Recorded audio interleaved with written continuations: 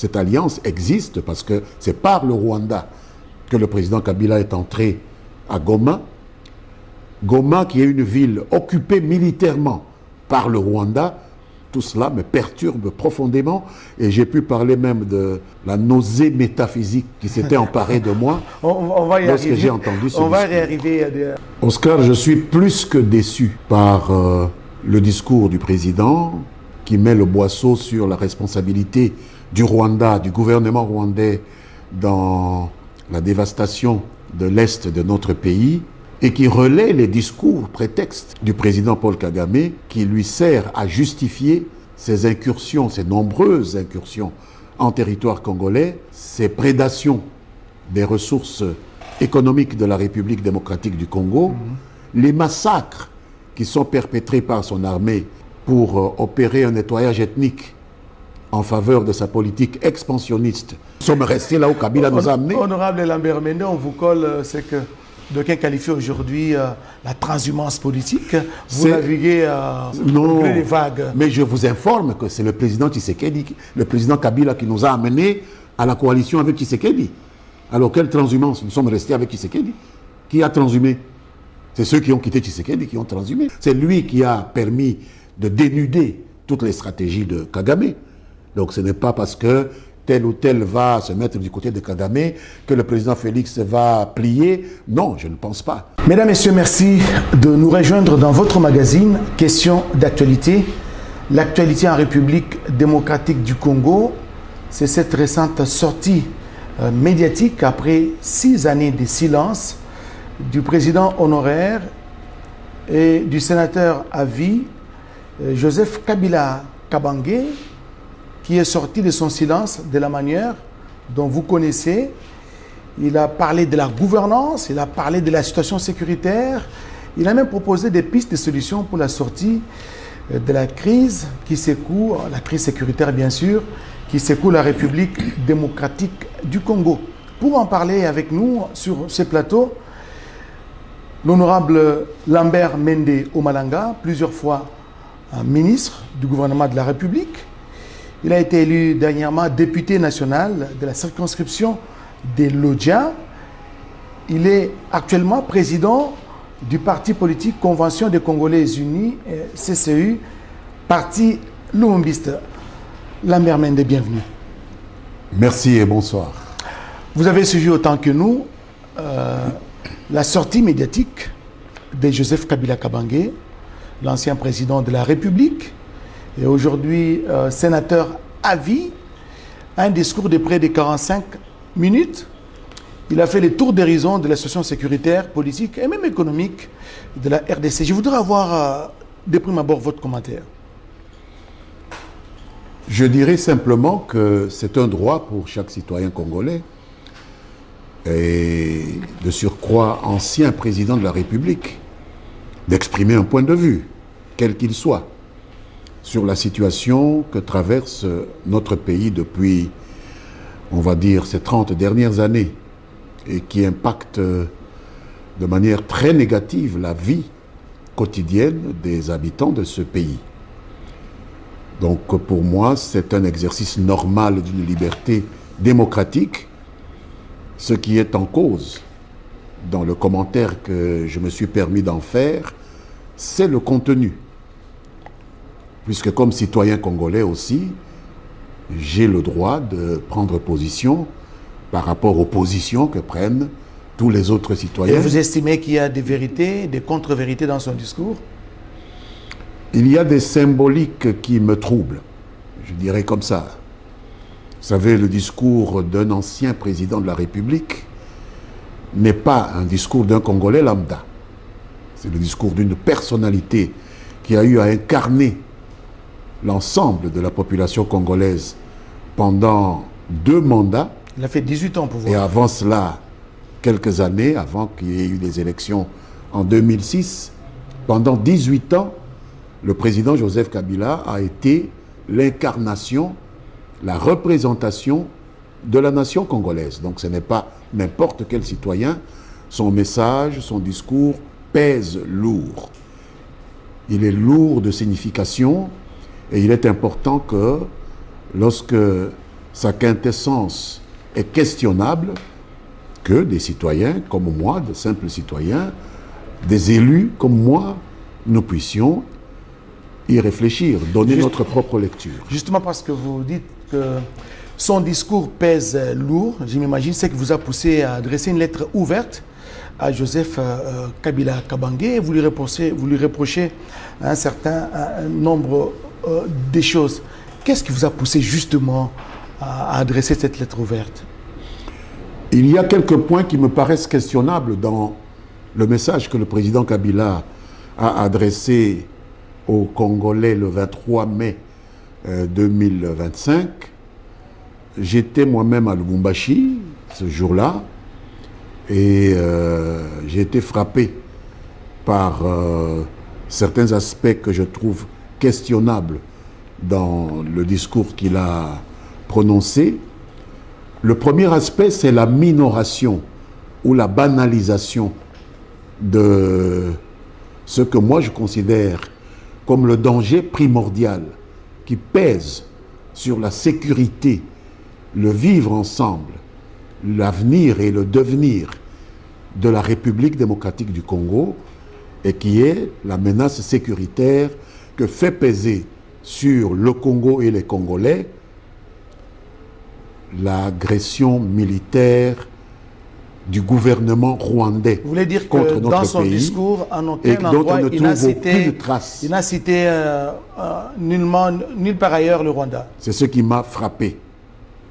Au premier niveau, aucune trace dans son discours de cette agression qui pourtant est la menace la plus importante contre l'existence même de la République démocratique du Congo. Vous estimez qu'il devait commencer par là, dans son Normalement, discours, le centre, il devait condamner l'agression rwandaise. quiconque parle du Congo tel qu'il se construit ou se déconstruit au cours des 30 dernières années ne peut pas ne pas évoquer l'agression militaire rwandaise qui a commencé en 1996 et qui se poursuit jusqu'à aujourd'hui, qui nous a coûté plusieurs millions de morts, plusieurs millions de personnes déplacées, une réelle dévastation de nos infrastructures dans différentes provinces de la République démocratique du Congo. Et donc ne pas faire allusion à ça, pour moi, c'est quelque chose qui méritait d'être questionné, et je l'ai fait en adressant une lettre ouverte à Monsieur le Président Kabila. Et d'après vous, ça frise une certaine complicité, parce que n'est pas condamner les Rwandais, n'est pas condamner l'agression rwandaise, mais par contre, Joseph Kabila Kabange a chargé le pouvoir de Kinshasa. Par politesse à l'égard du président Kabila, j'ai parlé de complaisance. Disons complaisance. Parce que vous savez que même son discours est truffé d'allusions qui ne sont pas sans rappeler les prétextes que le principal agresseur de notre pays, le président Paul Kagame du Rwanda, utilise dans ses discours révisionnistes pour justifier ses ambitions expansionnistes et prédatrices en République démocratique du Congo. Et ça m'a blessé. Je me suis senti outragé d'entendre le président honoraire de mon pays reprendre presque mot à mot les discours révisionnistes du président Paul Kagame qui justifient les souffrances qu'endure le peuple congolais dans son ensemble. Mais M. Lambert Mende, vous êtes député national, élu des Loudja. Vous avez été plusieurs fois ministre de la République sous le régime Kabila. Kabila que vous avez commencé à côtoyer depuis 2003, au lendemain des assises de Sun City, desquelles nous avons hérité justement le brassage et les mixages au sein des forces armées de la République. Et c'est peut-être vers 2018-2019 que vous êtes séparé de Kabila. Vous êtes censé mieux les connaître. Est-ce que vous étiez surpris par ces discours? Parce que vous l'avez côtoyé, vous avez travaillé avec lui, vous l'avez défendu bec et ongle, et cela même vous a coûté des sanctions de l'Union européenne. J'ai défendu les positions que le président Kabila et les gouvernements qu'il a dirigés prenaient par rapport aux intérêts nationaux de notre pays. Je n'ai pas l'habitude, comme lumumbiste, dans ma doctrine, dans ma théorie politique, de défendre des individus. Je défends les intérêts nationaux. Et si je me dis lumumbiste aujourd'hui, je ne me place pas sous la houlette d'un individu nommé Patrice Lumumba. Je défends les idées que ce grand homme a eu à défendre et pour lesquelles il a sacrifié sa vie. Il n'est plus, mais nous défendons ces idées parce que ces idées sont défendables. Donc moi, j'ai été convaincu, à tort peut-être, que le président Joseph Kabila était réellement l'héritier politique de cette doctrine lumumbiste que je sers, que son père a servi au point aussi de sacrifier sa vie qui a été prise par ces Rwandais avec lesquels il a décidé de conclure une alliance qui ne dit pas son nom mais qui n'en existe pas moins. Cette alliance existe parce que c'est par le Rwanda que le président Kabila est entré à Goma. Goma qui est une ville occupée militairement par le Rwanda.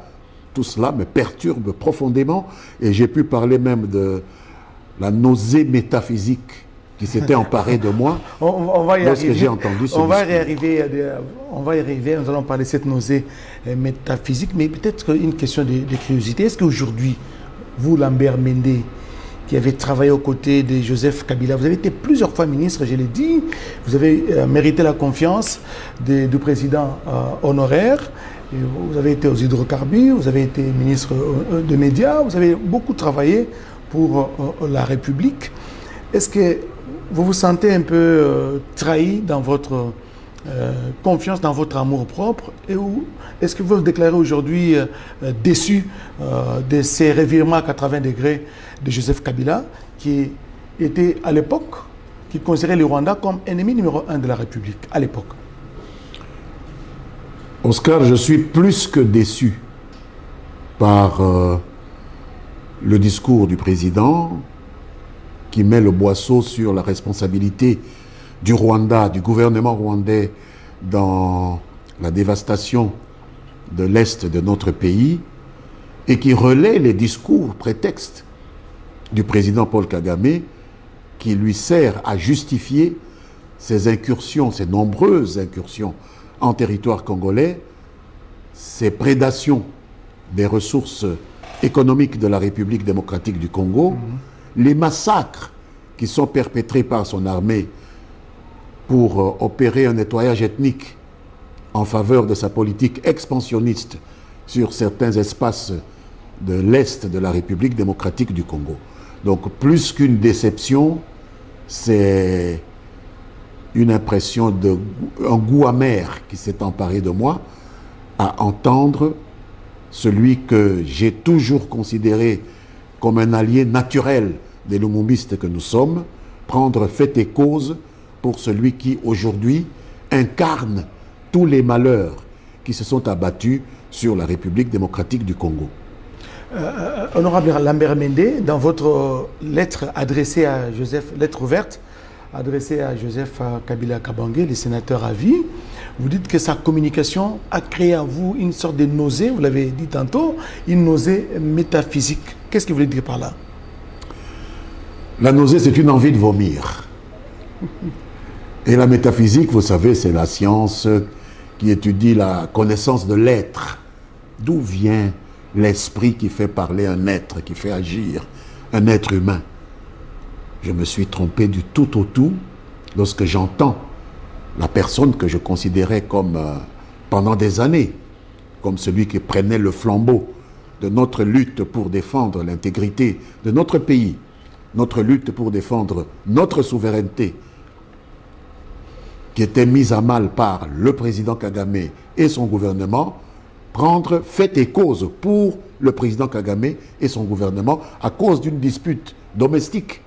Je sais qu'il y a des choses qui opposent le président Kabila à son successeur, mais n'y a-t-il rien de plus important? Vous parlez de Félix Tshisekedi. Oui, Félix Tshisekedi, mais la question que je me pose, c'est celle de savoir s'il n'y a rien de plus important que les bisbilles que nous pouvons avoir les uns par rapport aux autres, nous qui appartenons à la même entité nationale. Je pense qu'il y a quelque chose de plus important que nos propres égos, nos propres états d'âme. C'est la nation congolaise. Ce sont les intérêts nationaux congolais.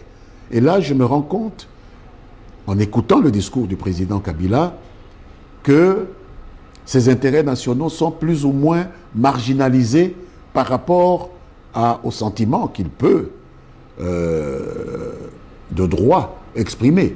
Il peut se sentir mal à l'aise. On peut reprocher des choses à un compatriote. Oui, c'est tout à fait naturel. Des négociations. Mais c'est des choses domestiques que nous pouvons régler entre nous. Il être menacé aussi dans son amour propre, ses intérêts personnels sont en danger. Mais faut-il se repositionner politiquement? Faut-il sacrifier l'intérêt du pays à son intérêt personnel? Là est la question. Et je pense que lorsqu'on a exercé les hautes responsabilités qu'il a exercées dans le pays, il est tout à fait normal que de nous, ses concitoyens, vienne l'espoir qu'au moins lui peut placer les intérêts nationaux au-dessus de ses propres sentiments, de ses propres intérêts, ce qui n'a pas eu lieu et c'est regrettable. Et si vous étiez à sa place, qu'est-ce que vous auriez dû faire dans les cas d'espèce? Parce que c'est ça aussi menacé en tant qu'être humain. Cherche même à pactiser avec, entre guillemets, les diables pour trouver gain de cause. Un acteur politique congolais, je ne sais pas, je pense que c'est mon collègue, le professeur Kiniki Moulumba, député national, qui a écrit, je pense, dans son journal, que si j'avais été un conseiller du président Kabila, je lui aurais recommandé de faire un discours dans le sens « on m'a tout pris, on m'a humilié, mais compte tenu des dangers qu'encourt le pays aujourd'hui, je préfère faire l'impasse sur ce qui m'a été fait et je tends la main à mon frère Tshisekedi pour l'intérêt de la République démocratique du Congo. » Il aurait pu faire des concessions. Avec un tel discours, ce n'est pas une concession, c'est un discours qui place le pays au-dessus des petites querelles que nous pouvons avoir entre nous. Avec un tel discours, il aurait été aujourd'hui l'homme le plus populaire en République démocratique du Congo. Tel, malheureusement, n'a pas été le cas. Et nous le disons, poliment, mais nous le disons quand même. Monsieur Lambert Mende, vous êtes un vieux routier de la politique en République démocratique du Congo. Je vais dire, vous avez même navigué dans tous les régimes pratiquement. Vous avez été opposant, vous avez travaillé sous le régime Mobutu, opposant au régime de Mzee Laurent Désiré Kabila, et puis vous avez travaillé avec son fils Joseph Kabila pendant 11 ans et demi, et puis vous êtes entré en rébellion peu avant, en rébellion avec les RCD, contre le régime de Mzee Laurent Désiré Kabila. C'est devenu comme une habitude, hein, parmi les politiciens congolais, de crier, de travailler avec des gens, et par après vous les dénoncez. Et ça ne sera pas le cas parce qu'aujourd'hui, vous avez accepté de travailler avec Félix Tshisekedi Tshilombo, qui dit peut-être que deux ans après ou quelques années plus tard, vous allez aussi les dénoncer comme vous l'avez fait avec Kabila aujourd'hui. Vous revisitez mon histoire, je pense que j'ai le droit de souhaiter qu'elle soit la plus complète possible. J'ai été dans la rébellion, je l'ai dit, à un de vos collègue de Top Congo, je crois, dans quelles conditions je me suis retrouvé dans cette rébellion. Vous auriez pu aussi quand même aller jusqu'au bout pour dire dans quelles conditions j'ai quitté cette rébellion. J'étais en prison parce que j'ai dénoncé ce qui s'est passé à Kisangani. Ce n'était pas sans raison. Il faut voir pour quelle raison on entre dans un mouvement, pour quelle raison on en sort. Vous voulez parler de deux armées qui s'étaient affrontées, des armées étrangères. C'était affronté sur le sol. L'armée ougandaise et l'armée rwandaise s'étaient affrontées, ils ont détruit la ville, ils ont tué nos concitoyens. Et on voulait me faire dire, comme porte-parole du RCD, que la faute était aux Ougandais seulement, et pas aux Rwandais. Et moi j'ai désobéi à ce mot d'ordre, et j'ai dit ce que j'ai vu, parce que j'avais été à Kisangani, et j'ai dit que les deux armées n'avaient rien à faire en République démocratique du Congo, et que ce n'est pas de cette manière-là qu'ils sont venus aider les Congolais. On m'a arrêté pour cela, et je vais vous surprendre en vous disant que c'est Mzee Laurent Désiré Kabila, d'heureuse mémoire, qui, apprenant la mésaventure qui m'était arrivée, a organisé mon évasion de Goma Et c'est ainsi que je me suis retrouvé avec lui, ici, et que j'ai continué la collaboration avec les siens en amenant mon parti à adhérer à la plateforme que son successeur et son fils, Joseph Kabila, avaient créée. Donc, mais lorsqu'on entre dans une coalition, on ne devient pas la propriété de celui qui dirige la coalition. On entre parce qu'il y a un programme. Et moi, ce qui m'a satisfait dans le programme qui nous a été présenté par Mzé et par ceux qui ont succédé à Mzé, c'était le souverainisme. Je suis lumumbiste, donc souverainiste.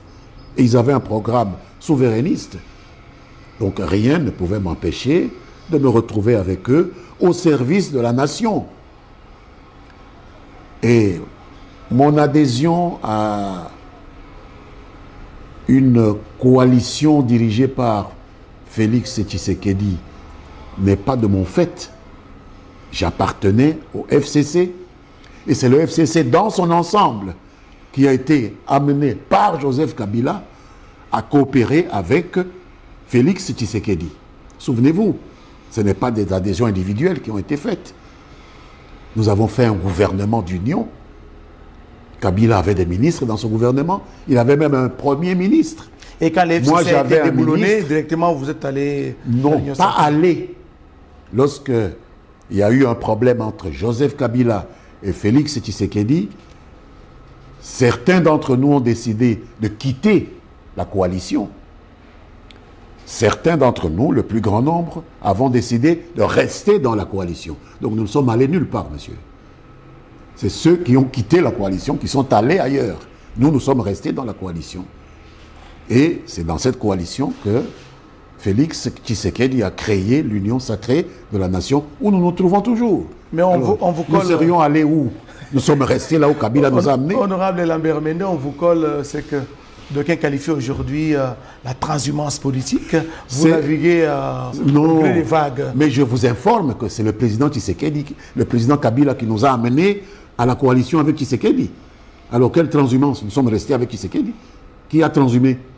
C'est ceux qui ont quitté Tshisekedi qui ont transhumé. La coalition maintenant elle est dirigée par Tshisekedi, qui est arrivé au pouvoir et qui a fait une coalition avec Kabila. Nous n'allons pas suivre quelqu'un parce qu'il est dans ses humeurs, on va le suivre là où il veut. Nous avons décidé de rester là où nous étions. Il n'y a pas de transhumance. Il y a l'exercice de la liberté, c'est tout. Merci, c'est la liberté. Oui. On peut quitter un parti comme on veut, on peut quitter une coalition comme on veut. Non, vous parlez de quoi là? Ce sont des partis qui ont adhéré à une coalition. Le parti de M. Kabila s'appelle PPRD. Vous pouvez me dire un jour où moi j'ai pris une carte du PPRD? Moi, je suis dans mon parti CCU. Il était dans sa plateforme, le FCC. C'est une plateforme. Et il a amené toute la plateforme à une méga plateforme qui s'appelait FCC Cash. Nous sommes allés là-bas. Et c'est là où nous nous trouvons aujourd'hui. Nous sommes toujours là. Peut-être par loyauté, vous pouvez rester... FCC. Loyauté à qui? À Joseph Kabila. Non, ma loyauté est acquise au lumumbisme, monsieur. Au parti que j'ai hérité, qui s'appelle CCU. On peut faire des coalitions. Lumumba lui-même a fait une coalition en 1960 avec des PNP, des gens qui ont travaillé pour les colonialistes. Mais il les a appelés dans son gouvernement. Et nous, nous sommes les produits de Lumumba. Pourquoi nous ne pouvons pas suivre cet enseignement de notre maître? Que ce pays est un pays de coalition. Vous ne pouvez pas le diriger avec un seul parti. C'est impossible. Voilà notre schéma. Et si il arrivait que vous n'êtes pas satisfait au sein de l'Union sacrée, il ne faut pas encore claquer la porte. Mais au nom de la liberté. Je ne vais pas faire de la divination. Jusque-là, je suis satisfait. Pourquoi devrais-je imaginer qu'à un moment, je ne serai pas satisfait? Quand ça arrivera, vous serez informé. Mais je ne suis pas encore au courant que je ne suis pas satisfait. Honorable Lambert Mende, revenons à votre lettre ouverte adressée au sénateur à vie, Joseph Kabila Kabange, à la suite de son discours du 23 mai 2025. Il y a une phrase qui m'a un peu... pour laquelle je voulais connaître le sens profond, le sens caché. Vous avez utilisé un terme très fort. Vous avez été littéralement entubé. Ça veut dire quoi? Est-ce qu'il faut... Allez-y d'abord. Oscar, depuis 30 ans, le gouvernement rwandais du président Kagame a violenté, pillé, martyrisé, massacré les Congolais. C'est une vérité que personne ne peut ignorer. La communauté internationale le sait parce qu'elle est suffisamment informée par les multiples rapports des experts des Nations Unies. Je peux estimer qu'un leader de la trempe du président honoraire Joseph Kabila ne peut pas ne pas connaître cette réalité-là de l'agression rwandaise. Et il prend la parole après plusieurs années de silence. Il parle de la crise que le Rwanda provoque chez nous et il laisse sous le boisseau, comme j'ai dit, le Rwanda, l'auteur de cette crise. Qui ne serait pas troublé? Quel intellectuel honnêtement constitué peut ne pas être troublé par ce silence qui ressemble à de la complaisance? Vous avez parlé de complicité. Qui ne serait pas troublé? On peut être troublé d'avoir été dupé. J'ai parlé d'entubage, mais c'est de la duperie. 11 ans et demi à côté de Joseph Kabila Kabange, vous êtes un vieux routier, vous n'êtes pas né de la dernière pluie en politique. Là, quand on parle de Lambert Mende, sous l'époque de Mobutu, Lambert Mende était là, une opposition républicaine en Belgique, Lambert Mende qui rentre au pays, et avec ses prises de position qui en disent long, est-ce qu'on peut entuber, on peut manipuler un homme, un vertébré comme vous en politique, être manipulé par un politicien? Et pourquoi pas? Le président Mobutu nous a manipulés ici, a manipulé nos aînés pendant 32 ans. Hein. On ne peut pas dire que ces gens-là n'avaient pas de matière grise. Il y avait des gens extrêmement intelligents autour du président Mobutu. Prenez des gens comme Maître Kamanda, d'heureuse mémoire. C'était des gens extrêmement intelligents. Il n'empêche qu'ils ont été dupés 32 ans durant.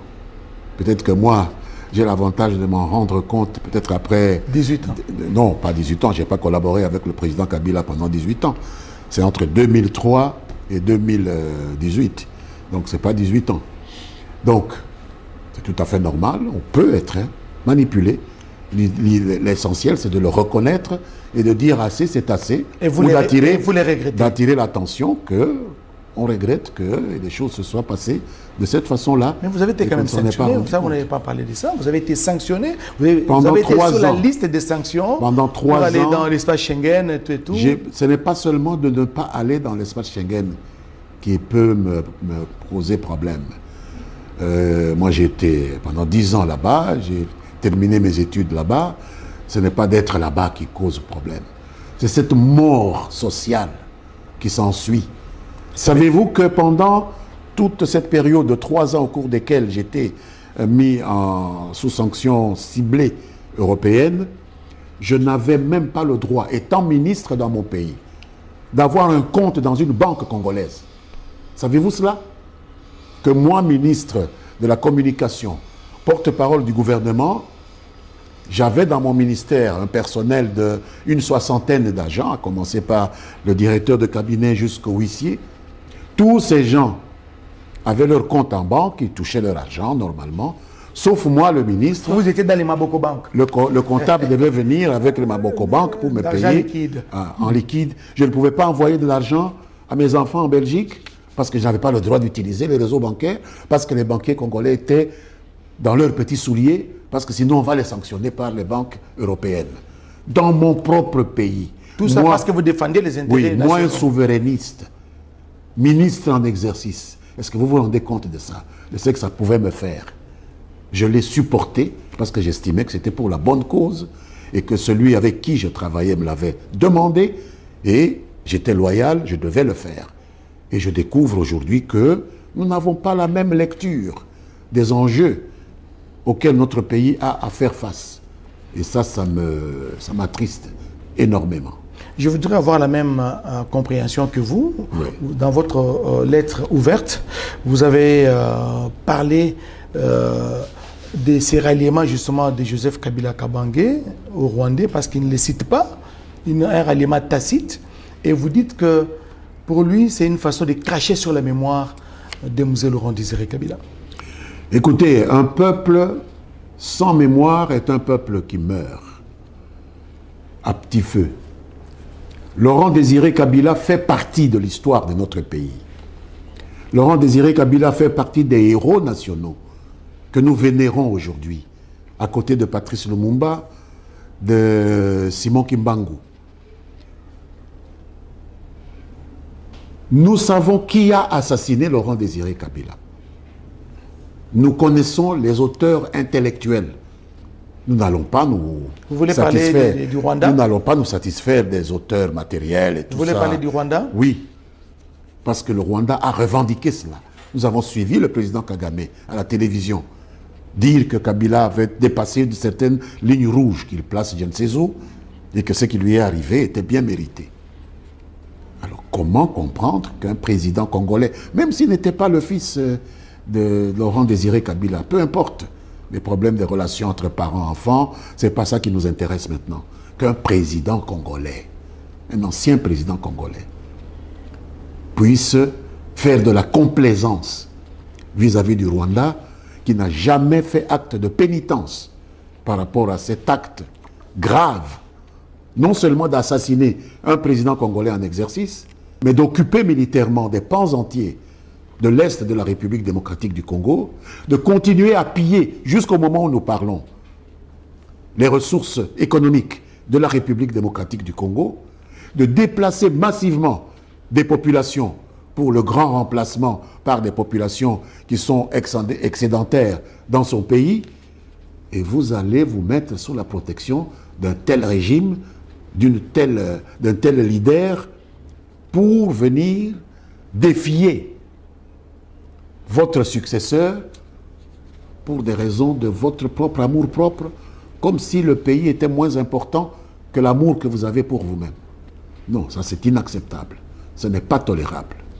Je suis désolé. Honorable, je sais que vous êtes touché, n'est-ce pas? Vous avez de la nausée métaphysique, comme vous l'avez dit tout à l'heure.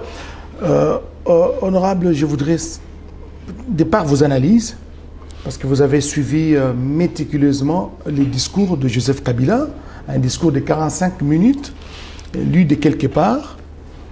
Certains pensent même que ça a été lu à Goma, d'autres disent que c'est au Rwanda. Non, c'est à Kigali, d'après ce qu'on nous a dit. Ah, il a donné son discours. On nous a dit que le partir. discours a été donné à partir d'une résidence à Kigali. Merci beaucoup pour ces compléments d'information. Mais dans ces discours, le sénateur à vie, Joseph Kabila, il est en train de dénoncer les tribalismes. Les tribalismes, d'ailleurs, c'est son combat. Il voudrait qu'il y ait un dialogue inclusif pour le retour de la paix. Cette partie du discours, je ne l'ai pas critiquée. Le tribalisme est un fléau. Nous vivons chaque jour des interpellations. Même le président Tshisekedi en parle tout le temps. Il faut vraiment lutter contre ce fléau. Au Parlement, nous interpellons tout le temps des responsables de l'exécutif pour attirer leur attention sur la nécessité d'éradiquer ce fléau du tribalisme. Mais la question qui se pose est de deux ordres. Le premier, c'est lorsque le président honoraire dénonce le tribalisme, est-ce qu'il pense que l'acte qu'il pose de se mettre sous la coupe d'un gouvernement d'un pays voisin, le Rwanda, dont les armées sont occupées à écumer l'Est de la République démocratique du Congo, dont les armées et les phalanges comme M23 ou AFC sont occupés à faire du nettoyage ethnique contre certaines communautés ethniques congolaises, au profit d'autres communautés ethniques congolaises et rwandaises. Est-ce que c'est la meilleure manière de lutter contre le tribalisme au Congo? C'est contradictoire. Vous ne pouvez pas dire une chose et faire le contraire. Et je lui rappelle dans la lettre un axiome cher à son défunt père voilà. et prédécesseur, qui m'a reçu dans cette ville 4 mois avant sa mort. J'ai passé presque avec lui, ici, où nous avions des contacts chaque jour. Il avait l'habitude de dire: petit frère, en politique, ce qui est dit doit être fait. Ou parfois, quand il me donnait une information et que je lui demandais: mais est-ce que vous êtes sûr que ce sera fait? Il dit: Quand c'est dit, c'est fait. C'était une phrase qu'il aimait beaucoup. Quand c'est dit, c'est fait. Alors, moi, je lui recommanderais d'être un peu conforme à cet axiome. Lorsque vous dites quelque chose, vous dites qu'il faut lutter contre le tribalisme. Mais posez des actes qui montrent que vous luttez contre le tribalisme. Vous ne dites pas que vous luttez contre le tribalisme et vous vous appuyez sur des tribalistes notoires que sont les dirigeants rwandais qui sont en train de faire du nettoyage ethnique. Demandez aux Nandé, demandez aux Bafulero, demandez aux Bembe qui sont au Kivu, ce qui leur arrive aujourd'hui. Parce qu'on veut les déloger pour faire le grand remplacement par d'autres groupes ethniques qui vont opposer les Congolais entre eux. Est-ce que c'est ça la meilleure lutte contre le tribalisme? Deuxième observation. Vous avez au Rwanda 3 groupes ethniques. Il y a les Tutsis, les Hutus, les Twa. Moi qui fais souvent la Belgique, les États-Unis, l'Afrique du Sud où vivent ces communautés-là, il y en a beaucoup qui sont même en exil, qui sont opposés au président Kagame. Mais vous ne verrez jamais, bien qu'ils appartiennent tous à l'opposition au président, vous ne les verrez jamais se compénétrer. Un mariage qui concerne une famille Hutu, vous ne verrez jamais d'invité Tutsi et vice-versa. Alors comment comprendre qu'il aille chercher le secours ou l'appui d'un pays incapable de faire coexister 3 groupes ethniques pour donner des leçons au Congo où il y a 350 groupes ethniques qui vivent en paix. Parce qu'il n'y a qu'au Kivu là-bas qu'on apprend des choses, des nettoyages ethniques et tout ça. Nous vivions en paix, nous vivons en paix avec nos frères, qu'ils soient rwandophones ou quoi, nous vivons en paix avec eux. Honorable Lambert Mende, il y a une autre question que d'aucuns se posent, notamment des Congolais, les motivations profondes de ce comeback de Joseph Kabila Kabange en politique 6 années après, parce qu'il a observé un silence pendant 6 ans. On l'appelait même les recteurs du Kara, parce qu'il ne parlait pas. Mais sa sortie médiatique a étonné plus d'une personne. Et quelles sont les motivations profondes? C'est parce qu'il a l'impression qu'il va être écarté du chapitre des négociations, où on ne veut pas considérer sa voix, parce que c'est quand même un poids lourd, vous l'avez souligné vous-même, que tout ce qu'il dit pèse au niveau de l'opinion. Eh bien, les historiens se pencheront sur les motivations qui ont pu pousser le président de la République honoraire Kabila à faire cette déclaration qui nous trouble profondément. En ce qui me concerne, je ne peux que faire des supputations.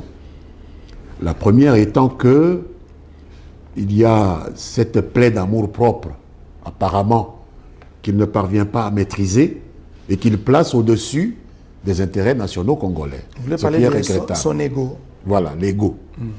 Deuxième raison, c'est peut-être une motivation beaucoup plus triviale, politiquement. C'est qu'il veut jouer un rôle dans la normalisation qui est en cours. Vous savez que nous atteignons... Mais il s'estime qu'il est incontournable. Nous atteignons une phase de non-retour. Dans les négociations. Vous savez, pour mettre fin à une guerre, ce sont les belligérants qui sont incontournables. Ce n'est pas monsieur tout le monde. Et les belligérants dans la guerre que nous sommes en train de terminer maintenant sont de 2 ordres. Le gouvernement de la République démocratique du Congo, à la tête duquel se trouve le président Félix-Antoine Tshisekedi, et le gouvernement de la République du Rwanda, à la tête duquel se trouve le président Paul Kagame. Un point, un trait. Ce sont les acteurs majeurs. Si on parle de guerre, c'est les 2 belligérants. Puisque même l'AFC, M23, nous les considérons comme des renégats congolais qui se sont mis au service de l'agresseur qu'est Paul Kagame. Donc, c'est pourquoi on ne traite pas avec eux à Washington. On traite avec eux à un niveau un peu plus bas. Là, c'est à Doha. À Doha, avec les autres groupes armés. Ce sont des groupes armés qui ont fait le mercenaire aux côtés du gouvernement rwandais. Donc, on ne va pas inventer des belligérants qui ne sont pas belligérants. Vous n'avez pas pris des armes. Vous n'avez pas attaqué votre pays. Si vous avez un problème de relation avec le gouvernement, c'est un problème politique qui peut se résoudre par des négociations politiques. Lorsque je suis allé envoyés par le Parlement, puis après par le président auprès de certains chefs d'État de la région ici, avec d'autres parlementaires et certains ministres, beaucoup de ces chefs d'État nous disaient les problèmes politiques se résolvent politiquement. Nous ne soutenons pas ceux qui, étant congolais, prennent des armes contre leur propre gouvernement. Ça, nous ne pouvons pas soutenir. Donc, le président honoraire Kabila peut avoir des raisons légitimes d'en vouloir à son successeur, mais ce problème-là doit se résoudre par la négociation entre Congolais. Mais aller se mettre sous la coupe de l'agresseur, est-ce que ça fait de lui maintenant l'un des agresseurs de la RDC? Aujourd'hui, il s'affiche publiquement. Hein. Ça, c'est la question à laquelle il faut qu'on réponde. Félix-Antoine Tshisekedi Tshilombo l'a dénoncé dans des rencontres internationales, notamment en Allemagne. Il a dit que c'est lui qui nous agresse. Vous savez, un chef d'État... C'est mon prédécesseur. J'ai pour habitude de dire qu'un chef d'État a le cou d'une girafe. Vous savez, 2-3 mètres, hein, il voit très loin dans la savane ou dans la jungle. Nous, les citoyens lambda ici, nous avons des coups d'okapi. C'est très court. Peut-être que nous ne voyons pas loin. Et quand le président Félix Tshisekedi parlait de son prédécesseur comme chef de l'AFC M23, véritable initiateur intellectuel de ces mouvements, il y avait un peu de doute en nous. On dit, mais comment? Mais pour quel intérêt, hein? Quelqu'un qui a exercé les fonctions qu'il a exercées, qui a ses distinctions honorifiques, sénateur à vie et tout ça, non, président honoraire de la République, comment est-ce qu'il pourrait se comporter comme ça? Mais c'est de lui maintenant, avec ce message du 23 mai, qui a apporté en fait de l'eau au moulin du président Tshisekedi, dont on comprend maintenant qu'il avait la bonne information sur son prédécesseur. Et ça, c'est quelque chose qui nous désole tous de constater que finalement, c'est le président Tshisekedi qui avait raison, qu'il a vraiment des accointances avec ceux qui nous agressent. Et voilà, la population du Nord et du Sud Kivu n'arrive pas à digérer, n'arrive toujours pas à comprendre ces revirements à 180 degrés, s'il faut le dire ainsi, du sénateur à vie Joseph Kabila Kabange. Nous sommes en train de terminer cette émission. Est-ce qu'il y a 2-3 leçons à tirer, leçons pour la postérité, pour l'avenir, pour les jeunes qui sont en train d'embrasser la politique aujourd'hui? Ce que je dois dire en guise de conclusion, c'est que je n'éprouve aucune acrimonie personnelle envers le président honoraire Joseph Kabila. J'éprouve beaucoup de regrets, j'éprouve une tristesse infinie d'avoir été, pour ainsi dire, dupé pendant toutes ces années. Mais vous savez, la vie est telle qu'elle est.